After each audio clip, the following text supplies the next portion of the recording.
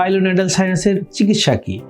পাইলোনেডাল সাইনাসের চিকিৎসা নির্ভর করে কোন ধরনের অবস্থায় আছে সেটার উপর। শুরুতে যখন একেবারেই শুরুতে হয় তখন আমরা জায়গাটা পরিষ্কার রাখলে আমরা এই যে লোমশ শরীরকে আমরা যদি শেভ করে ওই জায়গা পরিষ্কার রাখি এবং কিছু ওষুধ আমরা ব্যবহার করি, ওই জায়গাটা অনেক সময় আমরা অয়েন্টমেন্ট লাগাইতে বলি, এটা দিলে প্রাথমিক পর্যায়ে ভালো হয়ে যায়।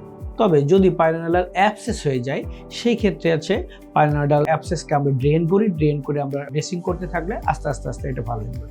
যদি এটা সংক্রমণ ক্রনিক্যালি হয়, মাঝে ভালো হচ্ছে আলটিমেটলি এটার অপারেশন ছাড়া ভালো হয় না। আমাদের যে নিতম্বের নিচের দিকে টেলবোনের উপরে যে ঢেউ খেলানো জায়গা থাকে, এই ঢেউ খেলানো জায়গায় যে খাসটা, সেই খাসটা আমরা একটা অপারেশনের মাধ্যমে এটা উঠাই দিয়ে সমান করে দিলে ওই জায়গায় চুল জমা হইতে পারে না, সেই ক্ষেত্রে পাইলোনেডাল সাইনাস ভালো হয়ে যায়।